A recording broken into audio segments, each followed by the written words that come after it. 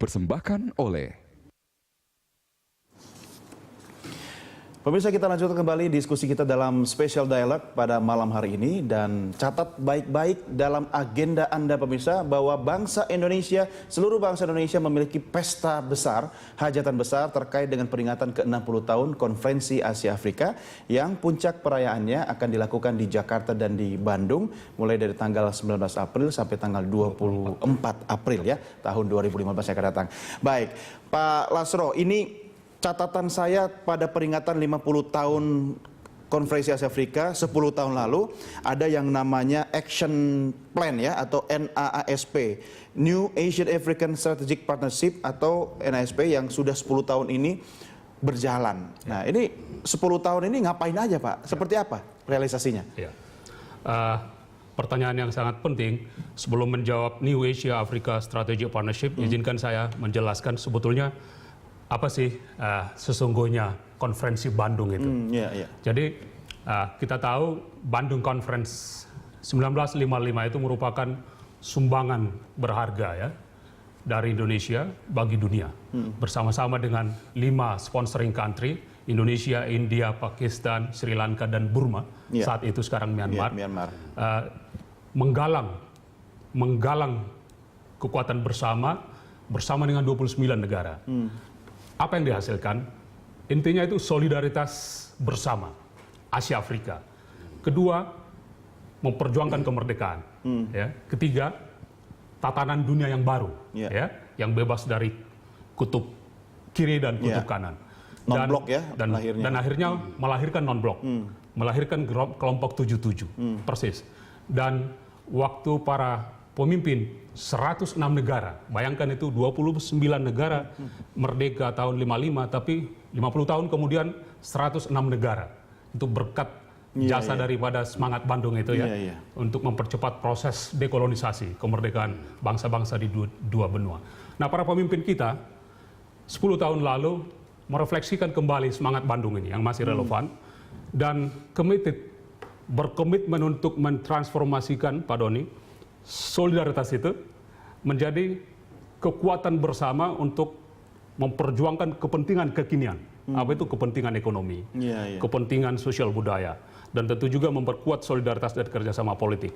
Jadi New Asia Africa Strategic Partnership, betul, itu dibentuk waktu Golden Jubilee 10 tahun lalu, dan itu persisnya sebetulnya itu satu langkah-langkah bersama, multisektor, penguatan kerjasama politik, aspek keamanan, aspek penanggulangan kejahatan internasional, juga penguatan kerjasama perdagangan. Oh, bukan cuma politik aja Pak ya? Tidak saja. Luas ya? Investasi, people to people interaction antar dua benua, dan ya beberapa capaian. Tapi salah satu yang boleh dikatakan salah satu fenomenal adalah adanya capacity building untuk Palestina.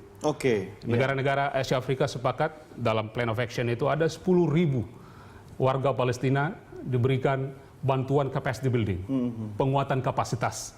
Dan Indonesia menjadi koordinator dari keseluruhan itu. Ini satu catatan yang baik. Dan peringatan ke-60 ini juga akan memperkuat lagi komitmen itu. Ada satu deklarasi khusus untuk Palestina misalnya. Di antara 3 outcomes documents, kalau boleh saya jelaskan itu, nanti ada deklarasi politik yang disebut Bandung Message, bersifat visionary, merupakan komitmen bersama para negara-negara Asia Afrika, memperkuat semangat Bandung itu. Yang kedua itu adalah reinvigorasi, semacam revitalisasi kembali New Asia Africa Strategic Partnership itu. Dan ketiga, dokumen satu deklarasi mendukung kemerdekaan Palestina. Ini akan dideklar nanti? Akan dideklar kembali. Di puncak di Bandung nanti? Dihasilkan di Jakarta dan nanti akan secara resmi juga dideklar oleh Bapak Presiden kita di Bandung.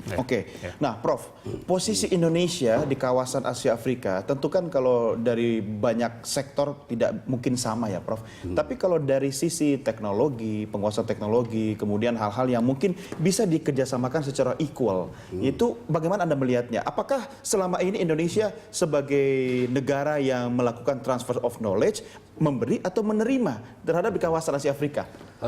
Untuk Afrika sendiri kita sebagai pemberi. Kalau untuk dengan Asia yang lainnya kita ada beberapa yang sama, ada beberapa yang kita menerima. Tetapi khususnya untuk benua Afrika itu secara rata-rata sains dan teknologi kita memberi. terutama di dunia sumber daya alam, pertanian, itu banyak mentransfer. Termasuk inovasi-inovasi Indonesia di dalam transfer tidak hanya teknologi, tetapi sosial dan kemasyarakatannya.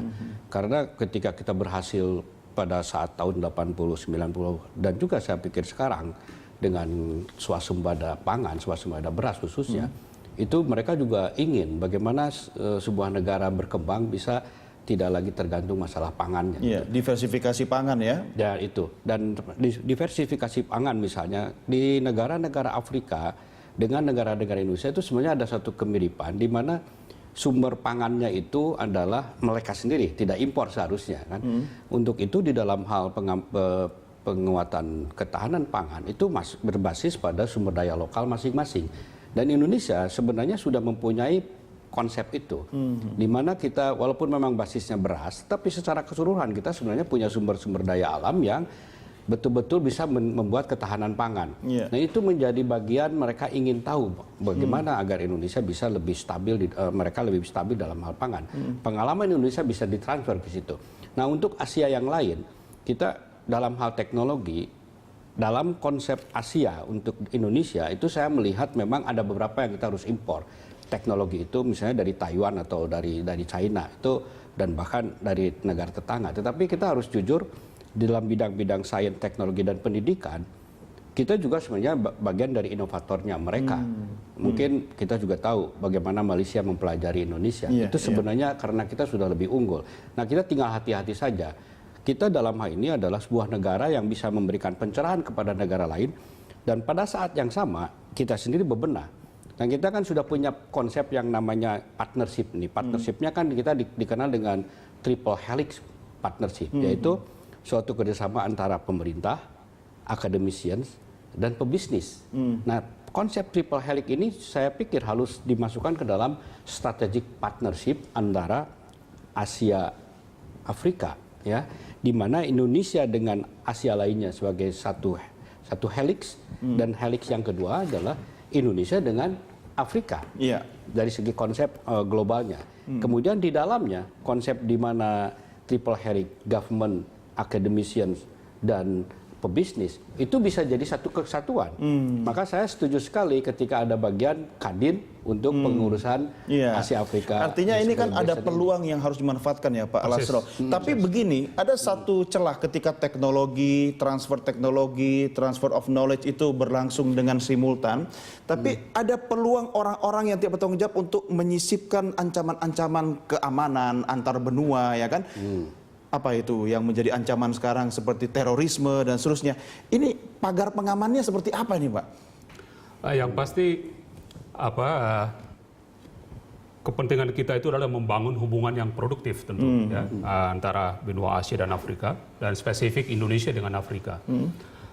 Nama Indonesia di Afrika itu cukup memiliki reputasi karena konferensi Bandung. Iya betul. Kita terus memperkuat hubungan ini yang saling menguntungkan itu multifaceted secara menyeluruh. Ya. Attachment atau kedekatan emosional, kesejarahan, kedekatan politik itu kita transformasikan menjadi hubungan-hubungan kerjasama yang konkret. Iya. Tentu perlu waspada dari sisi security ya. Tentu perlu kita hati-hati. Tapi ini tidak menjadi satu situasi yang kita menutup peluang. Tapi ingin saya sampaikan, menyambung Prof tadi, hubungan ekonomi kita dengan Afrika memang trennya sangat positif, tapi peluang potensi mengisi hubungan itu sangat terbuka lebar. Belum optimal dimanfaatkan. Boleh dikatakan belum optimal, tapi itu ada alasannya. Pertama, ya memang pertumbuhan ekonomi kita yang kita nikmati bertahun-tahun ini kan banyak di drive karena domestic consumption. Dan hubungan internasional, kerjasama internasional ekonomi kita banyak terkait dengan partner-partner tradisional, ya ke Amerika Utara, Eropa Barat dan Asia Timur. Nah sekarang ada kesadaran bersama melihat peluang di pasar non tradisional dan Afrika itu menjadi salah satu kunci. Tapi Pak Doni trennya itu terasa Positif, ya? peningkatannya. Setiap tahun angka perdagangan kita naik 36%. Oh, iya. signifikan ya? Dan perusahaan Indonesia di Afrika itu ada 20-an investasi, 40-an kalau termasuk yang operasi dalam konteks perdagangan. Dan tapi ya waktunya untuk terus kita tingkatkan dengan kerjasama yang baik antara pemerintah dengan Betul. dunia Ini usaha. juga mungkin tugas kita semua untuk meningkatkan awareness atau mengedukasi publik ya lebih besar terhadap kawasan Afrika itu sendiri. Di bayangan saya ini bapak-bapak sekalian, kalau mendengar kata Afrika, ini beliau direkturnya kan, itu konflik melulu sama kemiskinan gitu kan. Ini juga harus dirubah. Ternyata masih banyak negara-negara di kawasan Afrika yang punya potensinya cukup besar ya. Kita lanjutkan di segmen berikutnya, bapak-bapak kita break dulu dan pemirsa kami segera kembali tetap bersama kami. Special Dialog akan segera kembali sesaat lagi.